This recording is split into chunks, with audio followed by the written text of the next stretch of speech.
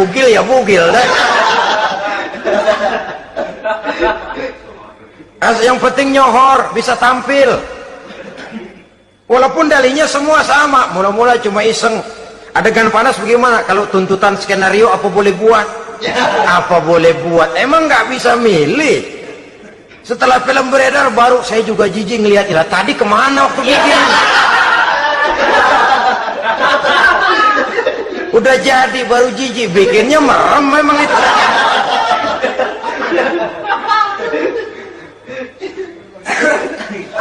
Tapi ada satu analogi, asal bisa main, asal bisa tampil di layar, apa saja jadi taruhan sudah. Bugil ya bugil dah, nggak soal dah, pokoknya bisa main, tampil, nyohor, masuk koran. Udah seperti kata-kata orang Arab, bul ala zamzam fatu'raf. Kalau pengen terkenal, kencingin sumur Zamzam. Artinya apa? Bikin yang aneh-aneh, yang orang nggak kerjain, kerjain, ngetop. Yang ngetop lempengan jeleknya. Sumur Zamzam dikencingin, kan nyohor itu. Sedunia orang kenal. Kenapa? Gila. Saudara-saudara kaum muslimin rahimakumullah, sangat kita sayangkan kalau lalu orang berlomba-lomba dengan cuma modal paha mulus, wajah cantik, dia mauin apa saja mau lalu bisa tampil. Akibatnya yang jadi korban adalah anak-anak kita, disuguhi tontonan-tontonan yang meracuni jiwa mereka. Walaupun akibatnya barangkali ya lain, seperti band orkes dengan film memang akibatnya tidak langsung ya. Kalau band orkes akibatnya langsung, dia bisa berantem di tempat lokasi. Film orang nonton tahu dia di tempat itu, bukan di tempat itu dia praktek, pulang jadi pikiran dia. Tadi serem ya, ntar kalau ada kesempatan kita praktek. Nah, ntar ngancemnya itu yang gak enak. Tapi yang saya analogkan dengan persoalan kita, tingkah pola artis apapun dilakukan asal bisa main. Nah itu tuh, asal dapat kesempatan acting. Dalihnya ya tuntutan skenario lah, iseng lah, macem-macem lah. Tapi yang jelas satu target, saya harus dapat kesempatan main. Untuk sampai ke situ, cara apa saja harus saya tempuh. Tidak peduli harus menginjak-injak norma dan budaya bangsa yang luhur. Tidak peduli harus bertentangan dengan kaidah agama. Tidak peduli hasilnya meracuni umat masyarakat, terutama generasi muda. Yang penting kan ngetop.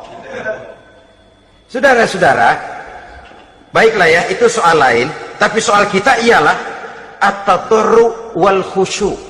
Bermohon kepada Allah dengan tadarru, khusyuk dan tawadu. Seperti kalau kita mau bermohon kepada seseorang, kita malah merendahkan diri. Pak, saya memang orang gak mampu pak, utang saya udah selebar kampung pak, anak udah 16 seperempat.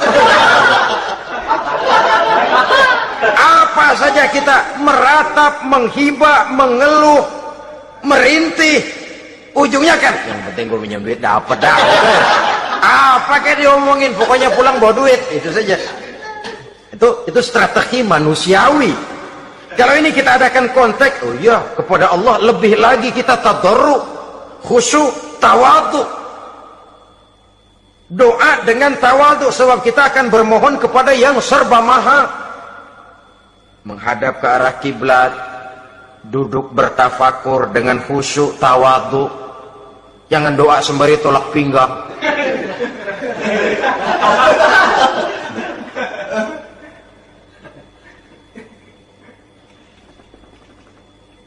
Yang ketujuh, kata Imamul Ghazali, ayyujzimad du'a wa yuqina bil ijabah. Hendaknya dia menjazamkan doanya itu dan yakin bahwa doanya akan dikabulkan oleh Allah. Sebab kata Nabi, innallaha la yaqbalu du'aan min qalbin ghafilin lahin. Allah subhanahu wa ta'ala tidak akan menerima doa dari hati yang lalai dan main-main. Doa ke orang ugah-ugahan.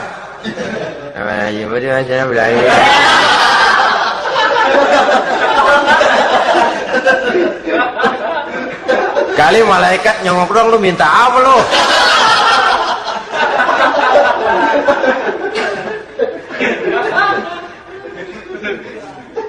Seperti tadi itu, kita datang mau minjem duit sama orang, ngomongnya ogah-ogahan.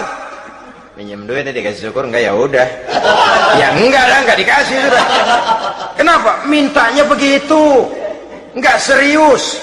Dan enggak yakin bahwa doanya akan dikabulkan. Kalau kita sudah punya keyakinan, jangan-jangan doa saya enggak diterima Allah. Enggak. Kata Allah, ana inda zanni abdi bi. Aku sih bagaimana menurut sangka hambaku kepadaku saja. Kalau sangkanya baik, aku baik. Kalau sangkanya doanya dikabulkan, aku kabulkan.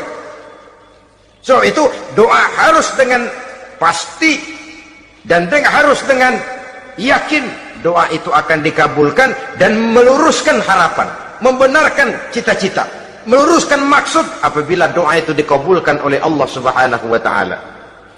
Saudara-saudara, oleh karenanya jangan doa setengah hati. Jangan berdoa sambil main-main.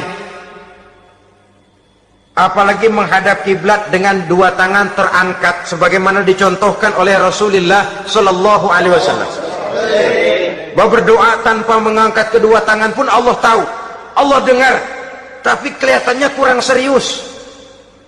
Seolah-olah terserah ada Tuhan mau dikasih ya kasih, enggak ya udah. Seolah-olah kita tidak serius dalam berdoa.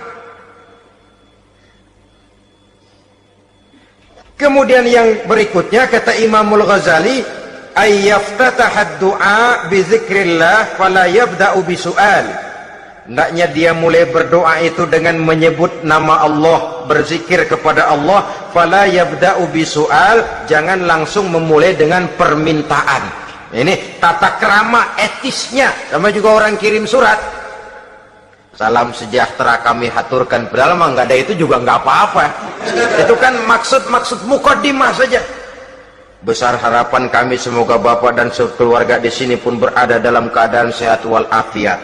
Selanjutnya kami telah dengar dari berbagai teman tentang kedermawanan Bapak, tentang bantuan Bapak di berbagai bidang yang menyangkut sosial pendidikan. Sehubungan dengan itu maka kami bermaksud mengajukan permohonan. Baru masuk itu mah 15 kalimat kesonoin, urusan lain. Intinya sehubungan dengan itu kami bermaksud memohon kepada Bapak. Kita mulai, salam sejahtera kami haturkan, bersama ini pula kami, macam-macam lah. Sama juga seperti tadi itu, kita datang mau minjem duit, datang karena kita tahu datang habis bulan, malam terang bulan, udaranya sejuk, ngobrol lah kita, dapet teh. Apa kabar Pak? Baik.